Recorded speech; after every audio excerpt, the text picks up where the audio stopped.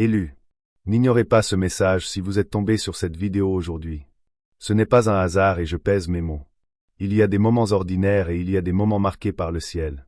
Ce vendredi n'est pas un jour comme les autres. Quelque chose est en train de s'activer. Et si vous quittez cette vidéo trop tôt, vous pourriez passer à côté d'un avertissement que vous aviez besoin d'entendre. Parce que ce qui arrive ne concerne pas seulement votre situation actuelle, cela concerne votre destinée. Depuis des mois, peut-être des années, vous avez traversé des saisons que personne ne comprenait, des retards inexplicables, des portes qui se sont fermées sans raison claire, des relations qui se sont effondrées, des opportunités qui semblaient vous frôler sans jamais s'arrêter. Vous pensiez perdre, mais en réalité vous étiez en préparation. Ce vendredi représente un point de bascule, un moment charnière, un rendez-vous que le ciel a fixé bien avant que vous ne réalisiez ce qui se passait dans votre vie. Ce n'est pas une motivation vide, ce n'est pas une coïncidence, c'est un alignement. Ce qui rend ce moment différent, c'est que cette fois le changement ne sera pas subtil, il sera irréversible. Quelque chose va se fermer définitivement, quelque chose va s'ouvrir puissamment. Mais la vraie question est, êtes-vous prêt à entrer dans ce qui s'ouvre? Parce que tout le monde ne reconnaît pas son moment quand il arrive. Beaucoup prient pour une percée puis doutent quand elle se présente sous une forme inattendue. Restez avec moi. Dans les prochaines minutes, je vais vous révéler pourquoi cette semaine est différente des autres et ce que vous devez absolument comprendre avant vendredi. Ce message n'est pas pour tout le monde. Mais si vous ressentez déjà une tension étrange, une anticipation, un pressentiment que quelque chose bouge dans l'invisible, alors ce message est pour vous. Vous avez tenu bon dans des saisons où tout semblait s'effondrer autour de vous. Des périodes où vous souriez devant les autres, mais où intérieurement vous vous demandiez combien de temps encore vous pourriez supporter la pression. Vous avez connu ces nuits où le silence devenait lourd, où les pensées tournaient sans arrêt, où vous rejouiez chaque décision en vous demandant si vous n'aviez pas manqué quelque chose. Il y a eu des portes qui se sont fermées sans explication, des conversations qui ont changé votre trajectoire, des promesses qui ne se sont jamais concrétisées et le plus difficile n'était pas toujours la perte, mais l'incompréhension. Pourquoi vous? Pourquoi maintenant? Pourquoi autant d'attentes? Vous avez parfois eu l'impression d'être en décalage comme si la vie avançait pour tout le monde, sauf pour vous. Pendant que d'autres célèbrent, vous reconstruisiez en silence. Pendant que d'autres annonçaient leur victoire, vous tentiez simplement de rester stable. Il y a eu des moments où vous avez douté de votre valeur, de votre appel, de votre capacité à aller plus loin. Pas parce que vous manquez de foi, mais parce que l'usure émotionnelle finit par peser. On ne parle pas assez de cette fatigue invisible, celle qui ne se voit pas sur le visage mais qui s'accumule dans l'âme. Et pourtant, malgré tout, vous êtes encore là. Quelque chose en vous a refusé d'abandonner. Même lorsque vous aviez envie de tout arrêter, une petite voix vous disait de continuer. Même lorsque vous vous sentiez enterré sous les responsabilités, les échecs ou les retards, vous n'avez pas complètement lâché. Vous avez pleuré, oui. Vous avez douté, oui. Mais vous n'avez pas cessé d'avancer comme une graine enfouie profondément sous la terre, entourée d'obscurité et pressée par le poids du sol. Vous ne voyez pas la lumière, mais vous étiez en train de développer des racines. Et les racines ne poussent pas au grand jour. Elles se forment dans le secret, dans la pression, dans l'invisible. Peut-être que vous avez interprété cette saison comme un recul. Peut-être que vous avez cru que Dieu vous avait mis de côté. Mais si cette période n'était pas une punition? Et si c'était une préparation? Si chaque retard avait en réalité protégé votre futur? Si chaque déception avait affiné votre discernement? Si chaque trahison avait renforcé votre solidité intérieure? Ce que vous avez vécu ne vous a pas détruit, cela vous a façonné.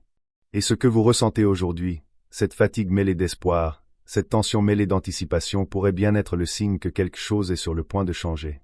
Et si rien de ce que vous avez traversé n'était accidentel?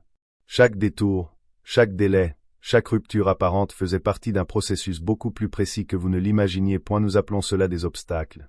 Mais dans le langage du ciel, cela s'appelle du forgage. Le fer ne devient pas une épée sans passer par le feu. L'or ne brille pas sans pression et vous ne devenez pas la version capable de porter votre destinée sans être façonné dans l'invisible. Pendant que vous aviez l'impression d'attendre, quelque chose travaillait pas toujours autour de vous, mais en vous, votre patience se développait, votre discernement s'aiguisait, votre dépendance aux validations extérieures diminuait. Ce que vous interprétiez comme un retard était peut-être un ajustement, un réalignement discret, un déplacement stratégique pour que vous ne receviez pas quelque chose trop tôt ou au mauvais endroit. Il y a un travail que personne ne voit comme les fondations d'un bâtiment profondément enfoui sous terre, invisible mais essentiel. Dieu construit souvent loin des regards, loin des applaudissements. Vous vouliez une percée immédiate, mais il préparait une stabilité durable.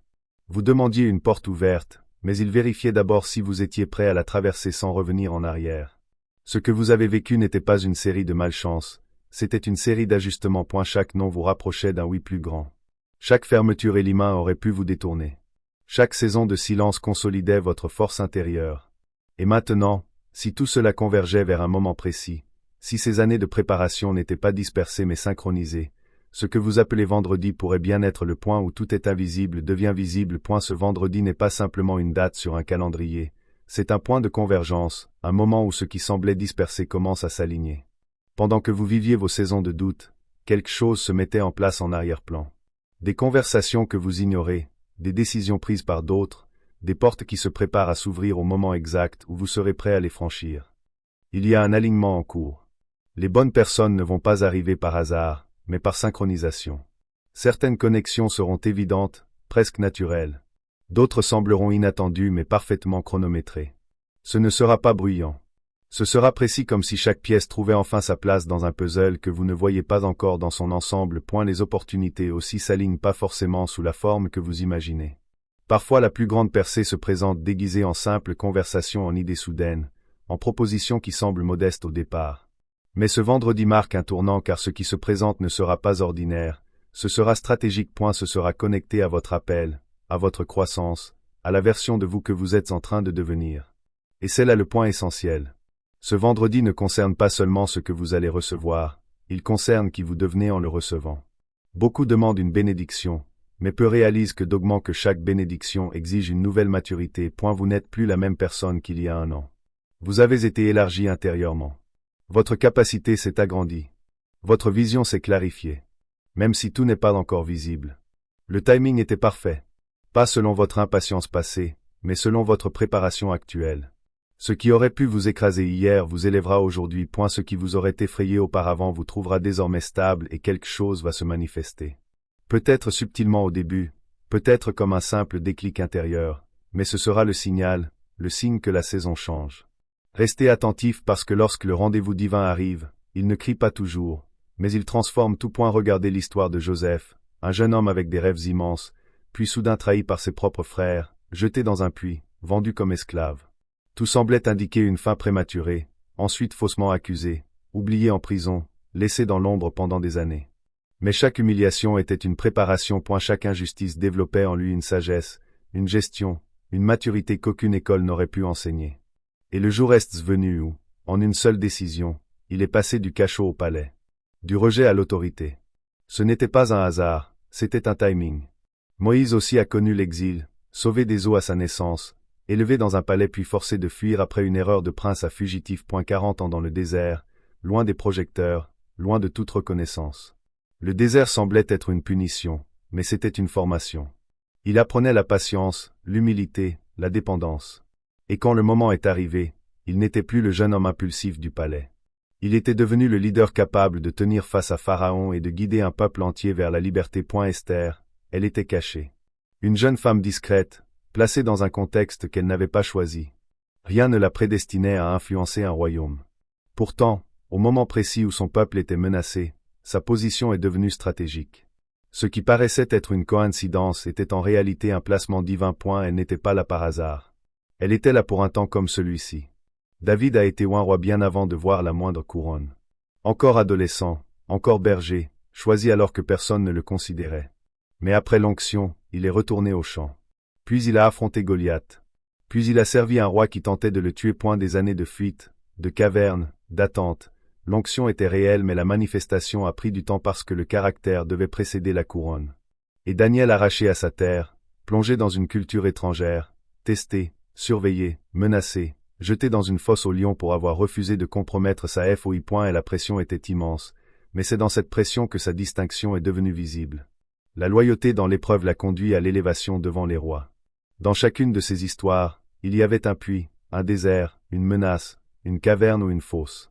Mais dans chaque cas, la fin n'a pas été définie par la difficulté. Elle a été définie par le moment où tout s'est aligné. Et ce moment est toujours arrivé après la préparation invisible. Juste avant que la lumière ne perce, le doute s'installe. C'est toujours ainsi. L'esprit sent la transformation imminente et l'ennemi le sait aussi.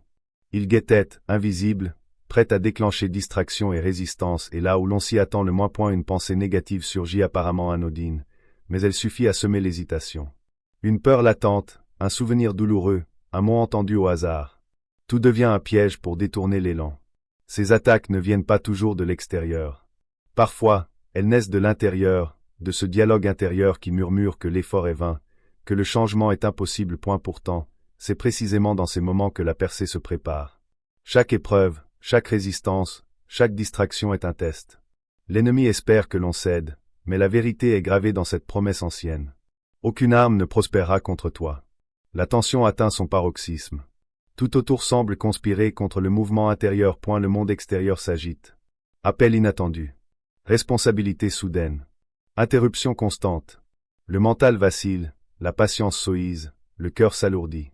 Mais si l'on tient, si l'on reste ancré malgré la tempête intérieure, c'est là que la transformation se manifeste. Le doute n'est plus un frein, mais un signal. Et la percée est proche. L'attaque spirituelle, bien que réelle, est un miroir du pouvoir qui grandit en soi. Chaque résistance traversée forge l'âme, aiguise la conscience et prépare l'ascension vers ce que l'on était destiné à devenir. Le moment est arrivé. Derrière tout le passé, les doutes, les échecs, les chaînes invisibles qui retenaient l'âme devant un horizon incertain, une promesse encore voilée par la brume de l'inconnu, et au milieu l'ordre silencieux d'avancer comme un souffle qui traverse l'air insistant et irrévocable. Chaque pas résonne sur le sol tremblant de cette transition où la peur se mêle à la foi. Le cœur bat vite. Les mains se crispent, mais quelque chose en nous sait que la seule issue est d'oser. Puis vient le miracle. Les ISO massives, sombres et menaçantes s'écartent avec majesté, révélant un chemin de lumière au milieu de la profondeur. Les vagues, figées comme par un souffle divin, deviennent des murs translucides de puissance et de mystère. L'air lui-même semble vibrer, chargé d'une énergie ancienne, presque vivante, qui appelle à marcher vers l'inconnu. Chaque mouvement est à la fois danger et révélation, peur et certitude. On sent le passé qui s'éloigne derrière soi, mais aussi l'appel du futur qui avance, exigeant courage et confiance. Dans cette scène, tout devient cinématographique. Les reflets sur l'eau figée, la lumière qui filtre entre les murs liquides, le contraste entre l'ombre du doute et l'éclat de la foi. C'est un moment suspendu où l'âme franchit la frontière entre ce qui était et ce qui sera. Ce chemin existe parce que l'on ose avancer malgré la peur, parce que la foi s'ancre dans chaque pas. Et dans ce passage, la vérité se révèle. Les ISO ne sont pas un obstacle, elles sont un symbole, un portail ouvert par la volonté et la confiance où la transformation se fait tangible et inévitable. Après la traversée, le monde extérieur semble identique, mais en réalité tout a changé. À l'intérieur, une nouvelle paix s'installe profonde et silencieuse, comme si chaque battement de cœur résonnait dans un espace d'harmonie retrouvée. Les tempêtes internes qui agitaient l'esprit s'apaisent peu à peu, laissant place à une clarté mentale inédite. Les décisions deviennent plus fluides, les pensées plus nettes et même les choix qui semblaient impossibles à faire paraissent simples et évidents. Cette transformation n'est pas bruyante. Elle est invisible aux yeux non avertis, mais elle est perceptible pour ceux qui s'approchent. Les amis, la famille, même les inconnus sentent quelque chose de différent. Une assurance tranquille émane de la présence. Une force qui ne cherche pas à impressionner, mais qui impose naturellement le respect. Les anciens doutes ne reviennent plus avec la même puissance. À leur place, il y a une confiance intérieure qui n'a pas besoin de justification. On le remarque dans la posture, dans le regard, dans la façon d'écouter et de répondre. Les mots portent plus de poids mais sans effort, et une sérénité imprévisible enveloppe chaque geste. C'est comme si l'aura elle-même avait changé. Une lumière subtile, presque palpable, émane de l'intérieur, révélant à l'extérieur ce qui a été travaillé en silence. Ceux qui nous croisent ressentent cette vibration, cette énergie nouvelle qui invite au respect et à la curiosité. Cette transformation est le fruit d'une persévérance invisible. Elle ne se mesure pas en conquête matérielle, ni en éloge extérieur, mais en profondeur intérieure. Le changement est complet, le cœur est plus léger, l'esprit plus clair et l'âme rayonne d'une assurance spirituelle que rien ne peut ébranler. Et dans cette paix silencieuse, on découvre que la vraie puissance n'est jamais criée ni exhibée. Elle se vit, se sent et se reflète dans tout ce que l'on fait, transformant doucement le monde autour, sans bruit, mais avec une évidence indéniable. Une nouvelle saison commence. L'air semble chargé de possibilités, comme si le monde lui-même s'ouvrait pour accueillir ce qui vient. La faveur, longtemps silencieuse, se manifeste maintenant. Des opportunités se présentent avec fluidité. Des portes s'ouvrent là où l'on croyait qu'il n'y avait que murs et limites. Chaque action est amplifiée. Chaque intention se répercute avec plus de force. C'est le moment de l'expansion où les talents, les idées et les efforts trouvent enfin leur pleine mesure. L'abondance n'est pas seulement matérielle, elle est énergétique et spirituelle. Elle se manifeste dans les relations, les expériences, les ressources et la clarté des choix. La mission qui semblait lointaine devient tangible. Chaque pas résonne avec un but clair et précis. Le chemin devant soi est éclairé non par la certitude de ce qui arrivera, mais par la confiance profonde que l'on avance exactement là où l'on doit être. Ce mouvement vers l'avant impacte aussi ceux qui nous entourent. Les actions inspirées provoquent des réactions. Les idées éveillent des consciences et la simple présence devient un catalyseur de changement. Les autres sentent l'énergie, la faveur et l'expansion. Et cela nourrit un cercle de croissance mutuelle. C'est une saison où ce que l'on crée ne reste pas confiné à soi-même.